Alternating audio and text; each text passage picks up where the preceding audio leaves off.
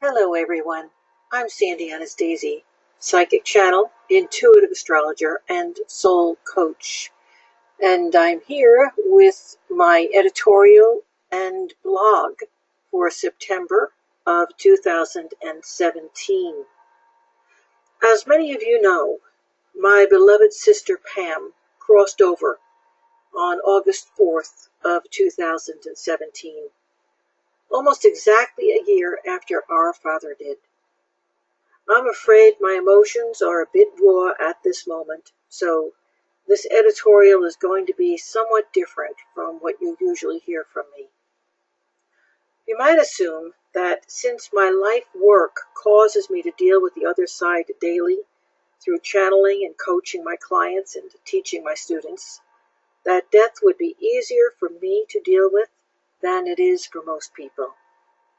I assure you that is not the case at all. I am human just as you are. I believe, and I tell my students, that death is just a doorway into another plane of existence.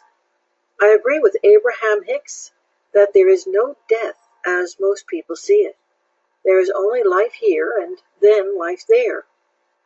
Yet death still affects me just as deeply as it does anyone else who has lost someone they love. In my heart, I rant that her life was too short, that she and I had so much more to do together, that her family still needs her. Ultimately, my feelings are not about her well-being. They're about my own sense of loss and my struggle to cope with it. It's about self-pity and my selfishly wanting to hold on to her in spite of her need to be free. I am an unusual person in that I walk through this world with one foot on either side of the veil. I hear, I feel, I see with those extra senses that allow me to see into the deeper underlying causes of this world that we live in. And I see into the next world in ways most people are not even aware are possible. I was able to communicate with Pam through our empathic bond, even when she was in a medically induced coma. Then I gave her strength, love, and emotional support. And I felt her passing from many hundreds of miles away as a burst of loving light and energy. She gave me a sort of quick, excited, and loving, energetic embrace as her soul burst from her body and into the light of the other side. I feel her visiting me frequently, using that powerful, empathic, and telepathic bond we shared in life.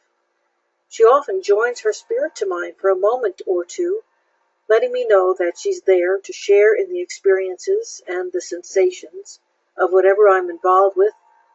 And at those times I feel her presence so strongly, as if we are sharing the moment in life together. I hear her voice and her laughter in my mind. My cooking has improved dramatically. She was an amazing cook. All of this interaction is positive and loving and heartfelt and joyous. She has shared her love by sending me visions and dreams of our close girlhood together. She's let me see pieces of her life review as she allowed her life experiences and challenges to flow through her consciousness and be released.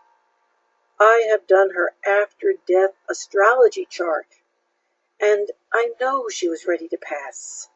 And I know how she and I will fit together in the future in this life, connecting across the veil as we already are. I understand that in many ways we're going to be closer than ever before as the boundaries set by our often conflicting life experiences are no longer present. Yet even having this edge that most people haven't learned to embrace yet, I still feel the loss of her physical presence acutely, even though we didn't live together and we only saw one another occasionally. Yes, indeed, I am human. Loss and letting go is a part of life. As I grow older and my awareness continues to expand, I'm coming to realize that in order to grow and evolve, each of us must learn to flow through our own existence, ever moving on to our next step, whatever it may be, in life or in death. And we must readily release whatever needs to be released so we can grow. Perhaps that's our biggest challenge as humans at this stage in our evolution. Our minds want to hold on to the constructs we've built, whereas our feeling nature reaches out excitedly for every new experience. I wish my sister well on her new and exciting journey into life on the other side. I look forward to the connection she and I will make across the veil. And I respect my selfish human need to grieve my way through my loss of her physical presence.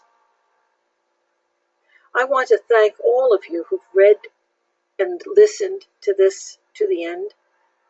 You've expressed another wonderful aspect of our shared humanity. You've shared your understanding and empathy, no matter where you are in the world listening to this. And from the bottom of my heart, I thank you.